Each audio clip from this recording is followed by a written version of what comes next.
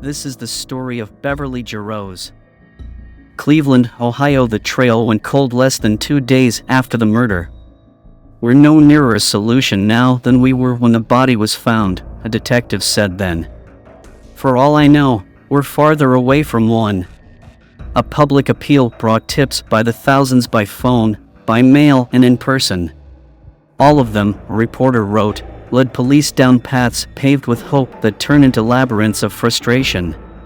Now, 50 years later, as her family and friends prepare to remember the life of Beverly Jarosz, investigators still believe her murder can be solved. Wary of false hope, they bring fresh perspective and modern technology to old evidence in a case they see as a sort of calling.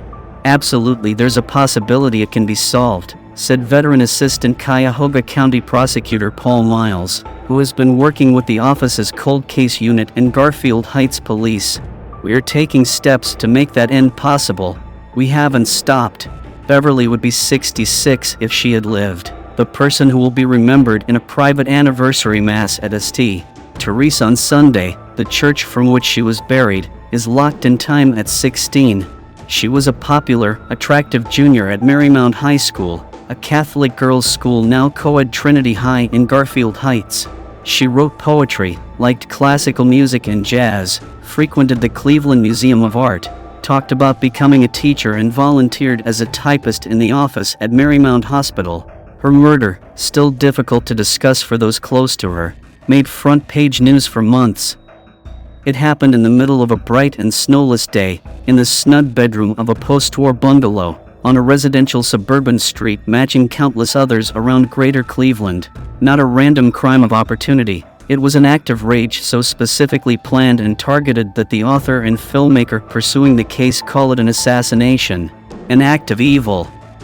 It happened December 28, 1964, the day after the Cleveland Browns' last NFL championship. On the quiet Monday after Christmas, Beverly and her 12-year-old sister, Carol, who shared a bedroom in the house on Thornton Avenue in Garfield Heights, were home on Christmas break. They ate breakfast and saw their parents, Ted and Eleanor, off to work. They walked to visit their grandmother Marie Vanek, a mile away up Turney Road, and stayed for lunch. The boy next door to their grandmother drove Beverly home to meet her friend Barbara, a classmate at Marymount. The girls planned to visit another classmate, Margie. Home before 1 p.m., Beverly called her mother to check in. She wrote a message to her father from someone who said he'd call back, leaving a name that turned out to be phony.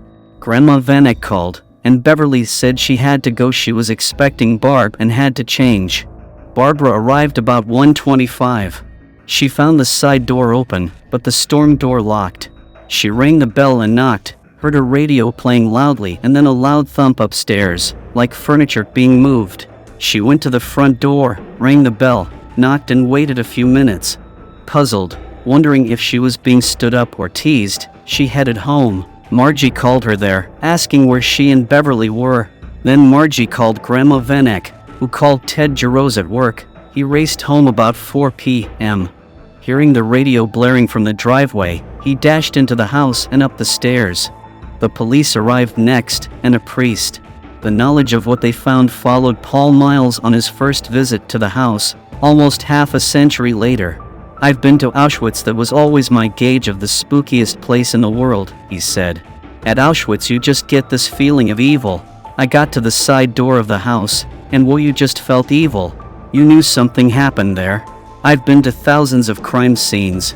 Never bothered me. But this you just knew was evil." Garfield Heights Police Captain William Horrigan, who became the lead investigator on the case and would pursue tips until he died, called it the worst killing I've ever seen.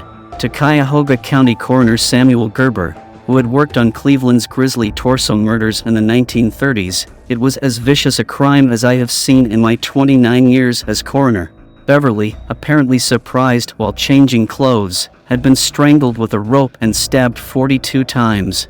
Her clothing was yanked away from her torso, but she was not sexually assaulted.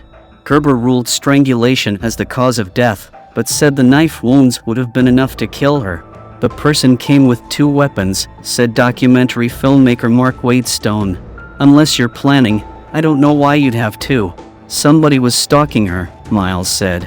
The mysterious stalker. Beverly's mother, Eleanor, and sister, Carol, recalled the stalking during a recent interview at Carol's home in Northeast Ohio. Also present at the interview were Stone, author James Badal, and private investigator Floyd Conant. Both women remembered hang-up calls, sometimes 10 or 12 a day on the family's party line phone, before the murder.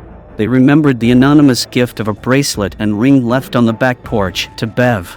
Carol said her father came home one night, saw someone on the lawn staring up at the girl's bedroom, chased him down the block but didn't catch him. Bev became jumpy, always careful to lock the doors and draw the blinds. She checked in by phone whenever she went somewhere. And she bought a brass letter opener she kept handy for protection. I have it somewhere, Carol said. There was not one person I could suggest who might have done it to her, Eleanor said. I couldn't help the detectives in any way. I always thought it was a stalker. From about the time her daughter turned 16, she said, I had a premonition. Every time I looked at Beverly, I was concerned about her. I thought something was going to happen to her body. The only premonition I ever had. The girl's grandmother might have felt it, too, Carol said. When Margie called her, wondering where Beverly was, Grandma said, "Oh my God, she's dead." Detectives decided Beverly must have known her killer. She would not have left the door unlocked or admitted anyone she didn't know. There was no sign of forced entry or a scuffle on the first floor. Investigators scoured the neighborhood from rooftops to sewers, draining a nearby skating pond in the search for evidence.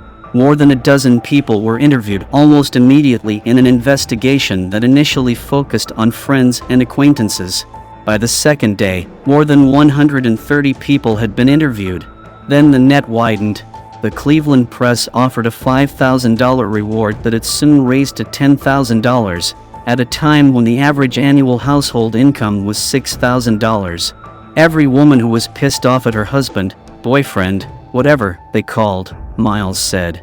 One day's banner headline, "Suspects Arrest Near," brought the next day's report. All suspects questioned yesterday were cleared of any involvement. Heaviest suspicion fell on 4 young men. The boyfriend, as he came to be called, who was a conservative college student, the ex-boyfriend, who would have been considered a greaser in the teen circles of the time, a college student neighbor who had an eye for Beverly, and a young door-to-door salesman with a record of assaulting women.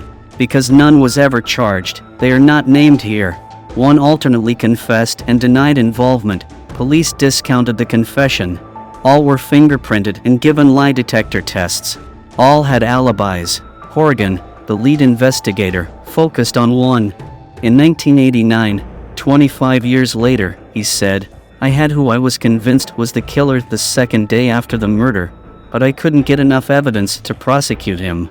The detective called him yearly on the anniversary of the murder, until the man started calling Horrigan first. Horrigan died in 2004 at 93. Current Garfield Heights Police Chief Robert Sackett, who became interested in the case almost 15 years ago, talked to him before his knowledge of the case was gone. Sackett and Detective Carl Bigacki decided to take another look at the case 10 years ago, re-interviewing people and using tools not available in 1964, especially DNA testing. The technology has advanced so much since then that they continue the work. We have some things in the lab now, Sackett said. We've been disappointed before with DNA evidence, but even a weak sample would be better than none. We think it's somebody that knew her. We do not have a prime suspect. Police in the original investigation focused on a handful of individuals, he said, and most of the names are the same names today. All are now in their 60s or 70s. To be continued.